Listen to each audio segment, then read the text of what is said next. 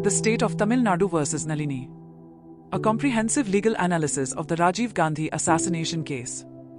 The former Indian Prime Minister Rajiv Gandhi was campaigning in Tamil Nadu in May 1991. The Liberation Tigers of Tamileelam, a militant organization of Sri Lankan Tamils, was opposed to him due to the policies of his previous government and his government's deployment of the Indian peacekeeping force in Sri Lanka.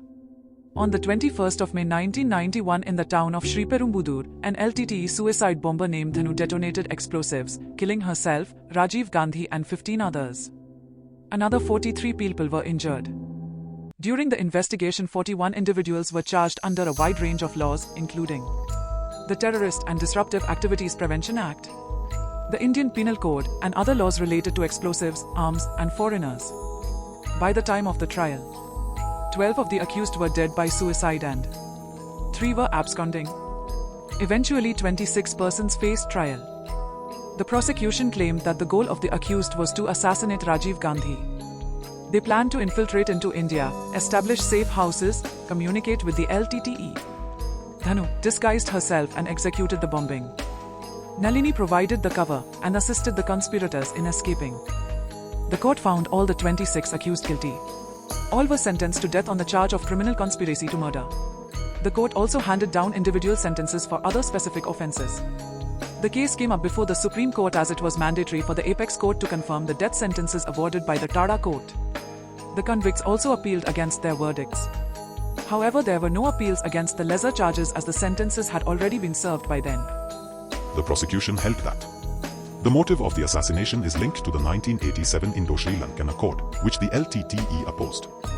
The LTTE felt betrayed by the accord, which ruled out a separate Tamil state, and led to the deployment of the Indian Peacekeeping Force, IPKF, in Sri Lanka. And the subsequent clashes between the LTTE and the IPKF created a deep animosity between them. The LTTE, led by Prabhakaran, blamed Rajiv Gandhi for the IPKF's actions in Sri Lanka. They produced propaganda material like the Satanic Force to document alleged atrocities committed by the IPKF and turn the public sentiment against Rajiv Gandhi. In a 1990 interview and in the 1991 Congress manifesto, Rajiv Gandhi had criticized the withdrawal of the IPKF and supported the Indo-Sri Lanka Accord. The LTTE operatives infiltrated India in 7 separate groups over a 9-month period from September 1990 to May 1991, disguising themselves as Sri Lankan Tamil refugees. Multiple safe houses were rented in secluded locations across Madras. A wireless communication system was set up to stay in contact with the LTTE headquarters in Sri Lanka. The prosecution claimed that Sivarasan, one of the deceased accused, was the mastermind and field commander of the entire operation in India. He shuttled between India and Sri Lanka, coordinated with all the groups, and gave the final instructions. Dhanu, another deceased accused, was the suicide bomber who assassinated Rajiv Gandhi by detonating an RDX-laden belt bomb. The prosecution further claimed that Nalini, an Indian national and the sole surviving accused, was present at the assassination spot. Her role was to provide a natural cover for the Sri Lankan operatives Dhanu and Subha, as her Indian identity would arouse less suspicion.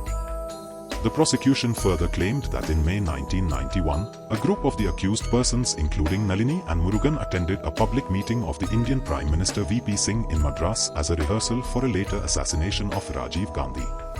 Dhanu and Subha garlanded the PM to test his security. On the 21st of May, 1991, Sivarasan, Dhanu, Subha, Nalini, and Haribabu the photographer travelled to Sriperumbudur by bus. At Sriperumbudur, Dhanu the assassin was wearing the bomb concealed under her dress. She approached Rajiv Gandhi in the greeting line. As she bent down to touch his feet, she detonated the bomb, killing herself, Rajiv Gandhi, Haribabu the photographer, and over a dozen others. In August 1991, most of the principal Sri Lankan perpetrators, including Sivarasan, Subha, Santhan, and others, were later cornered in Bangalore, and some of them committed suicide before they could be arrested. The Indian accused persons like Nalini, Murugan, and others were arrested later. Confessions were recorded under the now repealed Terrorist and Disruptive Activities Prevention Act, which allowed confessions made to a police officer of SP rank and above to be admissible as evidence. The prosecution provided the following evidence. A sequence of 10 images captured the assassin Dhanu with Rajiv Gandhi, the explosion, and other conspirators, Sivarasan, Nalini, at the scene. Wireless messages between Sivarasan and the LTTE leadership in Sri Lanka were intercepted. Written communications from the assassins expressed their confidence in the mission's success. The defense argued that the assassination was a personal conspiracy, not a terrorist act as defined by TARA.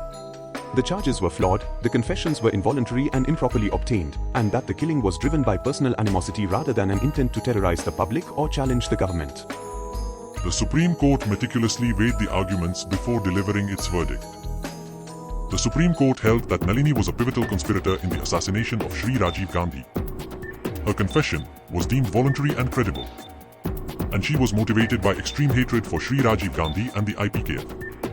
Nalini formally joined the LTTE in early 1991. And by early May of 1991, she suspected that a plan was forming.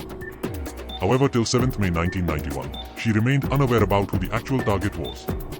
But by 19th May 1991, she was beginning to suspect that Sri Rajiv Gandhi was the target and she stayed involved. On 21st May 1991, she formally joined the conspiracy to assassinate Sri Rajiv Gandhi. On the day of the assassination, Nalini travelled to Sriperumbudur to act as a decoy for Subha and Dhanu, the suicide bomber, and for preventing their identification as Sri Lankan Tamils. After completing this task, she went into hiding. After the assassination, she absconded and attempted to hide Murugan's identity from witnesses by giving false names. The Supreme Court specified that evidence against Nalini includes confessions from her associates Murugan, Padma, Bhaganathan, and Arivu. Her own extrajudicial confession to a witness called Shashikala. Testimonies of numerous people who saw her with LTTE members at the crime scene and identified her in footage. And other supporting documents and physical evidence. Santhan is a Sri Lankan LTTE member. He entered into India in 1990 under the cover of an engineering student. Santhan clandestinely re-entered into India by boat on 1st May 1991 with Sivarasan and 7 others. He acted as the group's financial handler, distributing 9.5 lakh rupees to conspirators, and was directly informed by Sivarasan on 16th May 1991 of the plot to assassinate Sri Rajiv Gandhi. Despite knowing the assassination plan, he continued to associate with Sivarasan, provide him with funds, and assist the group.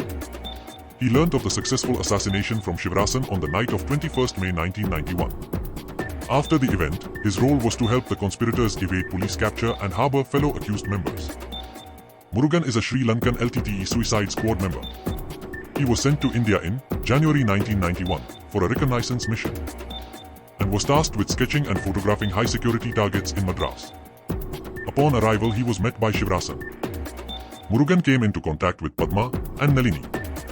He introduced the photographer, Haribabu, to the group. He also provided financial help to Padma's family. Murugan fully indoctrinated Nalini about the LTTE's cause and their hatred for Sri Rajiv Gandhi. He persuaded her not to vacate her house so it could be used to shelter to LTTE female operatives, Subha and Dhanu. Murugan suggested and introduced Nalini to Sivarasan. Murugan absconded with Nalini, taking refuge in various cities across South India. He also attempted to hide his identity. Arivu was a paid member of the LTTE, conducting propaganda work in India. On a trip to Sri Lanka, he was made aware of the Indian peacekeeping forces' actions, leading him to develop a strong hatred for Sri Rajiv Gandhi, whom he held responsible for the IPKF's actions. Arivu agreed to work directly for the plot's mastermind, Sivarasan. He purchased equipment including a car battery and a motorcycle to aid the conspirators. He managed and hid LTTE propaganda material and supplied the film used to photograph the assassination and helped destroy the evidence. The death sentence was upheld by the Supreme Court for the 4 primary conspirators: Nalini, Santhan, Murugan, and Arivu. The Apex Court held that the assassination fits the rarest of the rare category due to its brutality, planning, and the victim's status as a very popular public leader. All pleas for leniency were rejected due to the crime's extreme gravity. 3 individuals, Shanti, Selvalukshmi, and Shanmuga Vadivelu, were acquitted of all charges. The Terrorist and Disruptive Activities Act charges were dropped for each and every accused person. Criminal conspiracy charges under Section 120B of the IPC were also dropped for all except for the 4 main accused. The ruling specifies that knowledge of a plot is not a crime. The proof of an agreement to participate has to be provided by the prosecution. Association with members involved in the crime is not a proof of guilt. Suspicion is not a substitute for concrete evidence. Thanks for watching.